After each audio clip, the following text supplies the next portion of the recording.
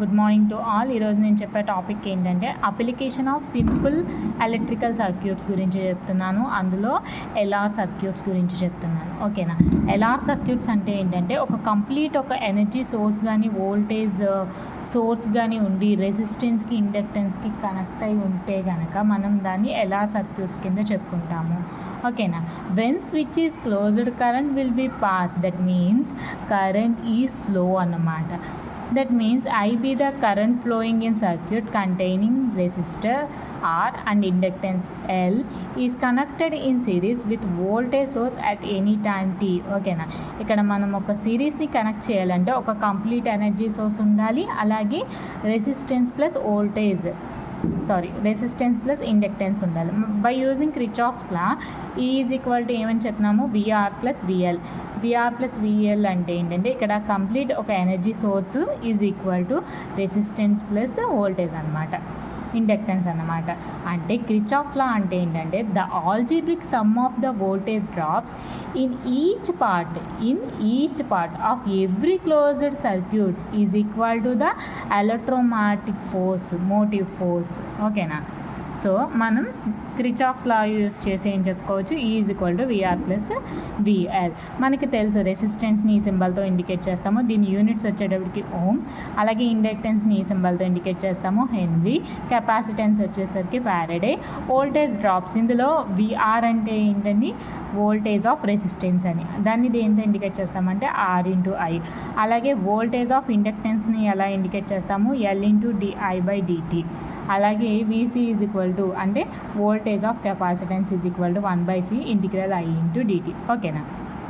మనం Kirchhoff law నుండి is equal to VR plus sum electromotive force లేదా sum energy is equal to the resistance plus inductance. ఓకేనా. So VR అంటే ఏం చెప్పుకున్నాం, ఇక్కడ ఆర్ఐ చెప్పుకున్నాం కదా.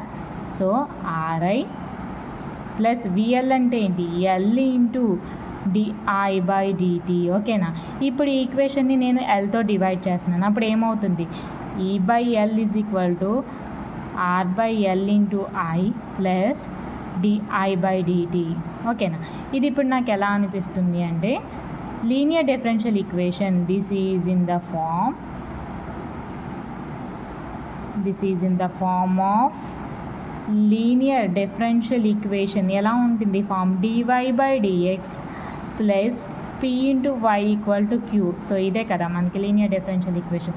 ఎప్పుడు కూడా మనం గ్రాఫ్ చూసుకుంటుంటే ఇది x యాక్సిస్ ఇది y యాక్సిస్ అయితే x యాక్సిస్ మీద ఎప్పుడు కూడా టైంని ఇండికేట్ చేసుకుంటాము, అలాగే y యాక్సిస్ మీద కరెంట్ని ఇండికేట్ చేస్తాము. ఓకేనా.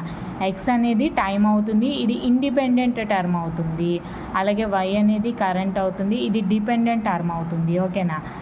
Okay. Next linear differential equation ఈ ఫామ్లో చూసాం కదా. సో దీనికి ఇంటిగ్రేటర్ ఫ్యాక్టర్ ఏమవుతుంది, e into integral p into dx. ఓకేనా. ఇప్పుడు ఇక్కడ పి వాల్యూ ఏమవుతుంది, పి ప్లేస్లో ఏముందండి, here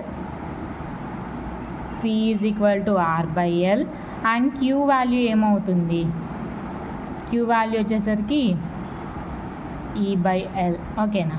so integration equation 1 for example దీన్ని ఈక్వేషన్ 1 అనుకుందాము. ఇప్పుడు దీనికి ఇంటిగ్రేషన్ ఫైండ్ అవుట్ చేస్తున్నాం కాబట్టి సో E/P అంటే ఏమవుతుంది, integral R/L into dt. Actually dx కానీ మనకి ఈక్వేషన్ డిటీలో ఉంది కాబట్టి డిటి. అప్పుడు ఏమవుతుంది, E/R/L ఇంటూ టి. ఓకేనా. మనకి ఇంటిగ్రేషన్ ఫ్యాక్టర్ వచ్చింది కదా. సో ఫామ్ ఏంటి, y into integral factor is equal to integration q into IF into dx plus c. So ఇదే కదా, ఇక్కడ వైల్లో ఉంది కానీ మనకి ఈక్వేషన్ ఎలా ఉంది, ఐల్లో ఉంది కాబట్టి ఐ ఇంటూ ఇంటిగ్రేషన్ ఫ్యాక్టర్ అంటే ఏమొచ్చింది, E/R/L into t is equal to integral q అంటే ఏంటండి, E/L into E/R/L into t into dt plus c. So ఇదే కదా మనకు వచ్చిన final equation. So I into E/R/L into t is equal to for example E/L అలాగే ఉంటుంది. దీనికి integration find out చేస్తాం. ఇంటిగ్రేషన్ E/x అనుకోండి, అప్పుడు ఏమవుతుంది, E/x సో ఎక్స్ ప్లేస్లో ఏముంది r/t కాబట్టి r/l కాబట్టి r/l plus C with respect to టీతో చేస్తున్నాం కాబట్టి T value 1. So LL cancel అయిపోతే ఇంకేం మిగిలింది ఇక్కడ e/r into e/r/l into T plus C కదా. సో నేను ఏం చేస్తున్నానంటే ఈ ఈక్వేషన్ని e/r/l ఇంటూ టీ తోటి డివైడ్ చేస్తున్నాను. సో అప్పుడు ఏమవుతుంది, సో ఆ టర్మ్ అంతా క్యాన్సిల్ అయిపోతే ఇక్కడ ఏం మిగులుతుంది i equal to e/r into so e/r/l cancel అయిపోయి ప్లస్ c/e/r/l ఇంటూ టీ అంతే కదా. సో దాన్ని ఎలా రాసుకోవచ్చు మనం అంటే i equal to e/r plus చూడండి ఏమని రాసుకోవచ్చు e/r plus c into e/-r/lt అంతే కదా. ఇది డినామినేటర్ టర్మ్ న్యూమరేటర్కి చేంజ్ అవుతాయి.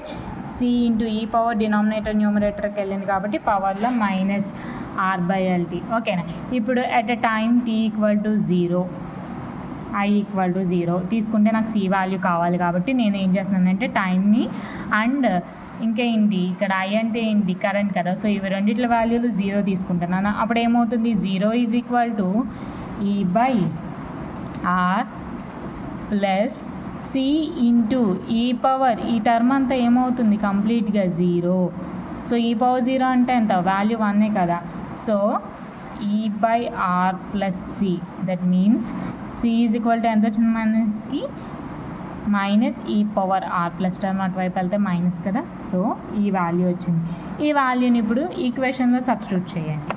సో ఏమవుతుంది i equal to e/r next so plus కాదు మైనస్ ఎందుకంటే ప్లస్ సి మనకి సి ప్లేస్లో ఏమొచ్చింది -e/r ఇంటూ ఇక్కడ ఏముందండి e/r/l ఇంటూ టీ ఓకేనా. ఇక్కడ మనం ఏమన్నా కామన్ తీయటానుకుందా is equal to e/r common తీయచ్చా. అప్పుడు ఏమవుతుంది 1 -e/-r/l ఇంటూ టీ ఓకేనా. అర్థమైందా. సో మనకు i వాల్యూ వచ్చింది, సి వాల్యూ వచ్చింది. ఇది కంప్లీట్గా application of simple electrical circuits. ఇది డైరెక్ట్గా 7 మార్క్స్కి కూడా ఇవ్వచ్చు. ఈ డెరివేషన్ కొంచెం ఈజీగానే ఉంటుంది, స్టెప్ బై స్టెప్ చూసుకుంటే అర్థమవుతుంది ఓకేనా.